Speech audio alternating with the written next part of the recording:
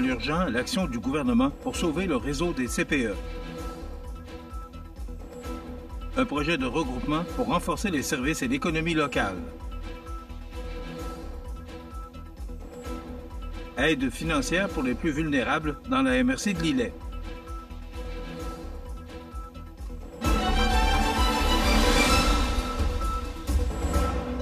Lundi 10 février 2025. Bonjour mesdames et messieurs et bienvenue à votre bulletin régional sur le réseau de télévision CMA TV.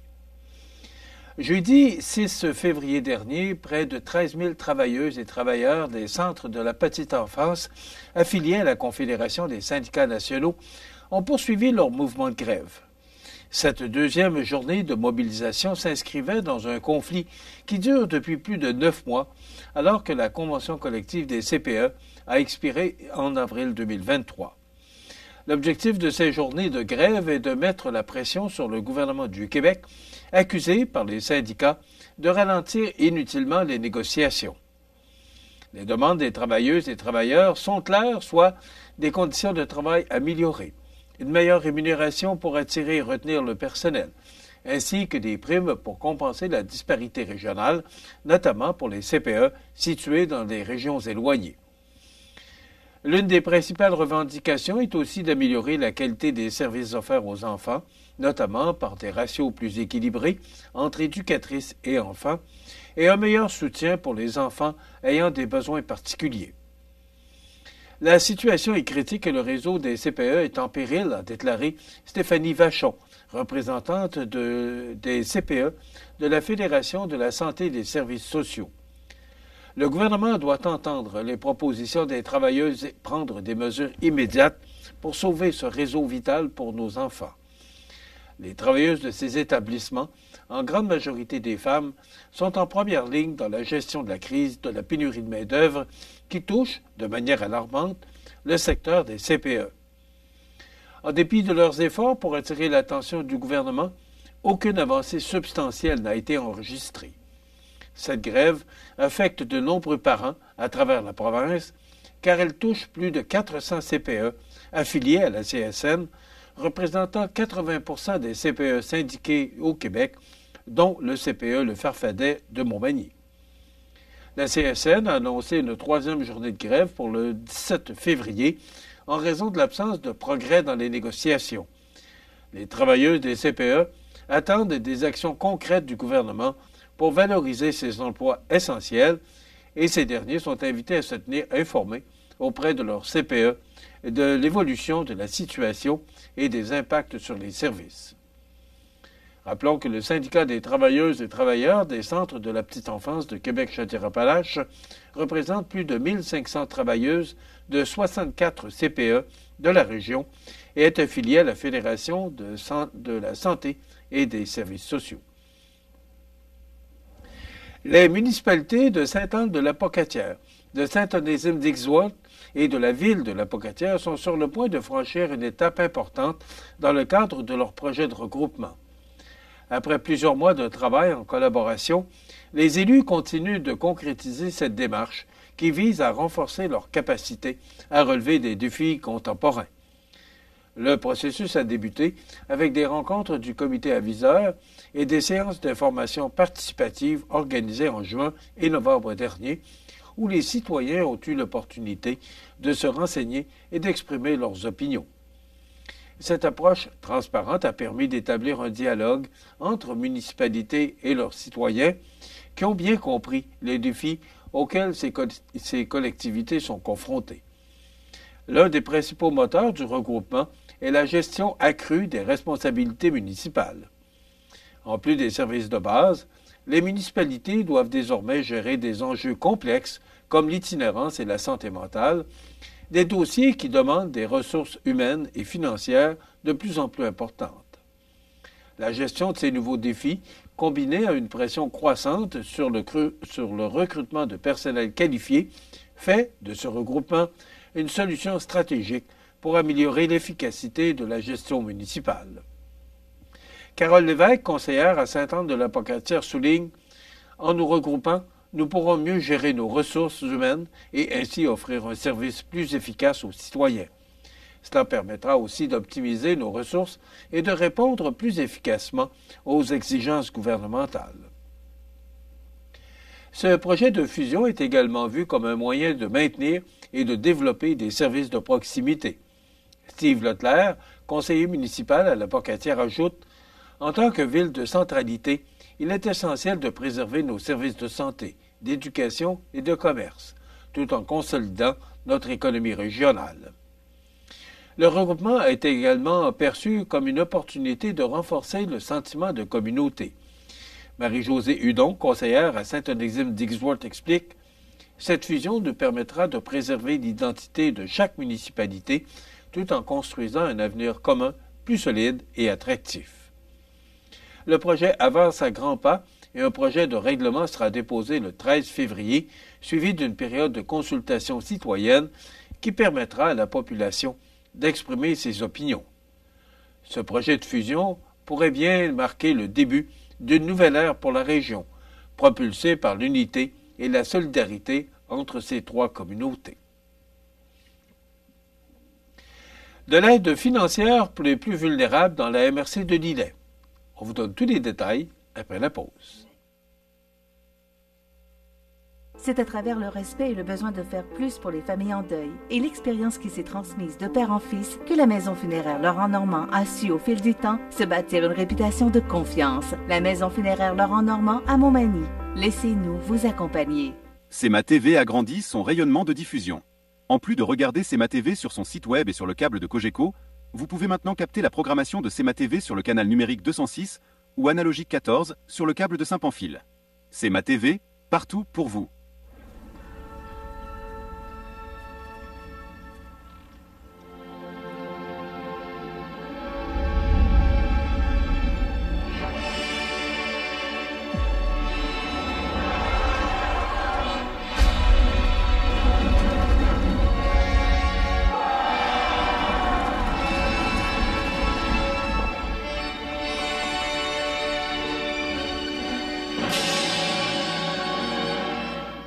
Vous regardez CEMA TV, le réseau de l'information sur la Côte-du-Sud.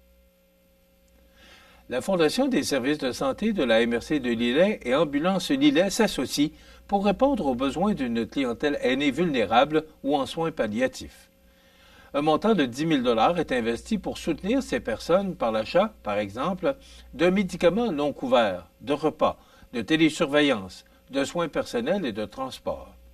Ce projet est administré par les services de soutien à domicile du Centre intégré de santé de services sociaux, le CI3S de Chaudière-Appalaches, qui évalueront et valideront les besoins de la clientèle. Il faut préciser que seuls les besoins non couverts par des programmes réguliers, gouvernementaux ou autres, sont admissibles. Les équipes cliniques de soutien à domicile œuvrant dans la MRC de Lillet ont constaté que les besoins pour cette clientèle aînée était en progression et qu'aucun programme existant ne pouvait y répondre.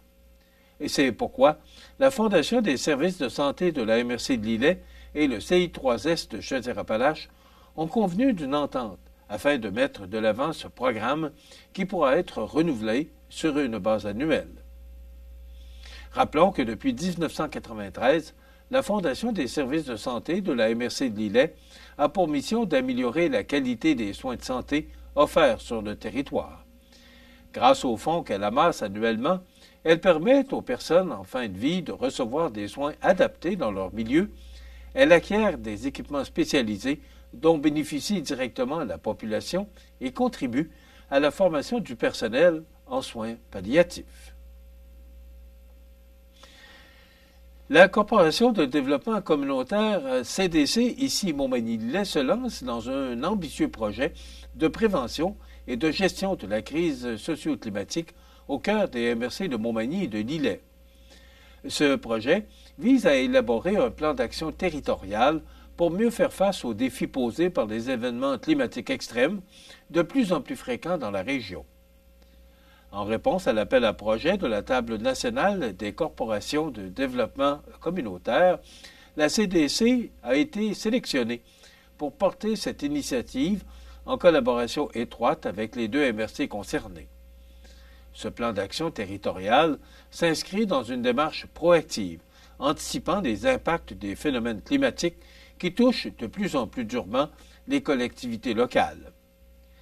Les récentes vagues de chaleur, les périodes de sécheresse prolongée, ainsi que les précipitations extrêmes et les tempêtes violentes observées ces dernières années illustrent l'urgence d'un tel projet. Il devient indispensable de renforcer la préparation et la résilience face à ces perturbations climatiques. Guy Drouin, co-directeur de la CDC, souligne d'ailleurs que les événements de l'hiver 2024 et du mois de juillet démontrent la nécessité de se préparer sérieusement à ces nouvelles réalités. Ce projet s'inscrit également dans une démarche inclusive visant à mobiliser les citoyens autour de cette problématique cruciale. Des consultations publiques seront organisées pour permettre à la population de s'exprimer et de participer activement à l'élaboration des solutions adaptées aux spécificités de chaque territoire. Le soutien gouvernemental via le plan d'action gouvernemental en matière d'action communautaire 2022-2027 permet de donner vie à ce projet qui fait partie des 20 initiatives similaires à travers la province.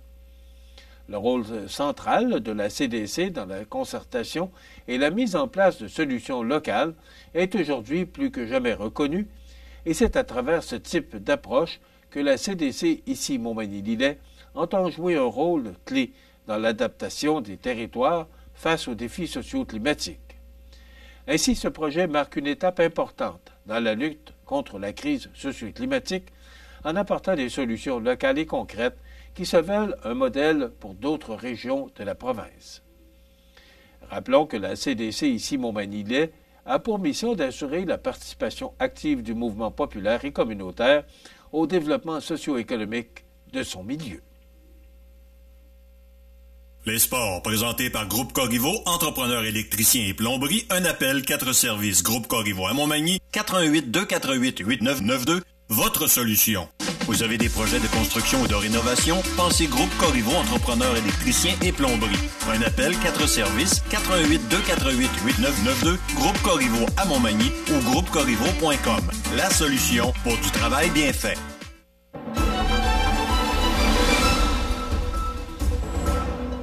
Au sport, la formation sud-côtoise, l'Everest disputait à nouveau 2 matchs en 24 heures cette fin de semaine. L'Everest a débuté la fin de semaine sur le bon pied en réalisant une nouvelle marque d'équipe avec une 8e victoire consécutive grâce à un gain de 5-4 en prolongation contre Laval vendredi soir à l'Aréna de Montmagny. La joute a été signée d'Anne Chrétien du début jusqu'à la fin.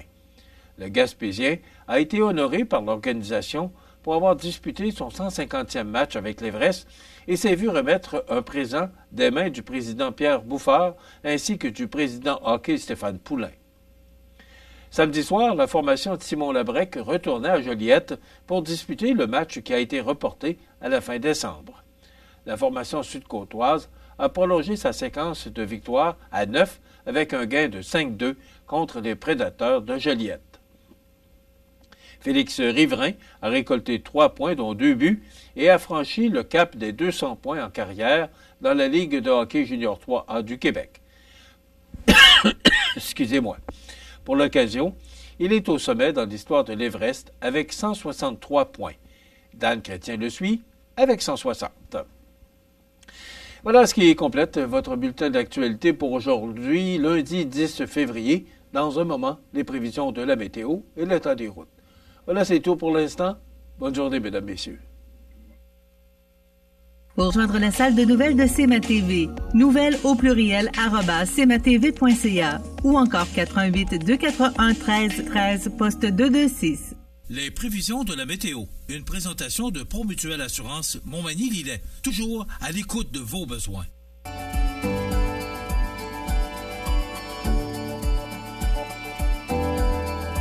Promutuelle Assurance, votre assureur local.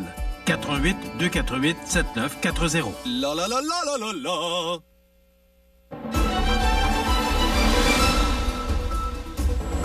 la. Une belle fin de semaine pour les activités extérieures, une belle fin de semaine pour le Carnaval de Québec et une belle fin de semaine ou encore une belle journée hier pour la course en canot sur le fleuve, alors que des gens de Montmagny participaient. Donc, Daniel Lachance de Formation, on vous en parlera un petit peu plus au cours de la semaine. Donc, si on regarde, là, il y a encore une masse nuageuse. On a eu quelques flocons au cours de la nuit dernière, là, une trace, mais quand même, on a eu un petit peu de précipitation et c'est très nuageux encore ce matin. Donc, ça nous donne, en résumé, pour aujourd'hui, lundi, quelques averses de neige qui cesseront en mi-journée, généralement nuageux par la suite. On parle d'une accumulation de 2 à 4 cm, des vents jusqu'à 15 km/h. Ça pourrait peut-être causer de la poudrerie à certains endroits. Température stable à près de moins 10. Ce soir et lundi prochain, dégagement, tôt en soirée, vent jusqu'à 15 km/h, minimum de moins 17. Pour demain mardi, ennuagement, averses de neige parfois fortes débutant le matin, accumulation de 2 à 4 cm, des vents qui deviendront du sud-ouest à 30 km/h avec des rafales à 50 en avant-midi. Ça va causer de la poudrerie à certains endroits. On parle d'un maximum de moins 7. Pour mercredi, c'est le retour du beau temps, du soleil, avec un maximum froid de moins 14. Et pour jeudi, le retour de la neige, on parle de 5 à 10 cm, avec un maximum de moins 10. Le retour du soleil et de fréquents passeurs nuageux pour vendredi, jour de la Saint-Valentin, avec un maximum de moins 10 degrés. Les normales de saison, ce temps-ci de l'année, sont de moins 6 le jour, moins 18 la nuit. Le soleil s'est levé à 7h moins 5 ce matin. Il se couchera à 16h59, heure normale de l'Est. Il fait actuellement moins 15 degrés à l'extérieur des studios de CMA-TV. Les vents soufflent de direction nord-est à 13 km/h. L'humidité est à 81% et la pression barométrique est à 102,5 kPa. Donc voilà, un petit peu de neige, ça se dégage. Demain, ça revient. Et là, il y aura des vents et de la neige parfois forte, mais 2 à 4 cm, rien de bien important. Mais il faut regarder le système qui nous atteindra jeudi, qui pourrait nous apporter, on dit 5 à 10 cm, puis ça pourrait, pour certaines régions, être plus important.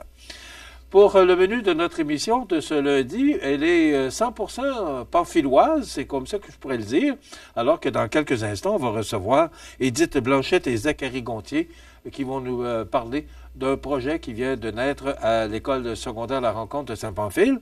Et on reçoit le maire de Saint-Pamphile, Mario Leblanc.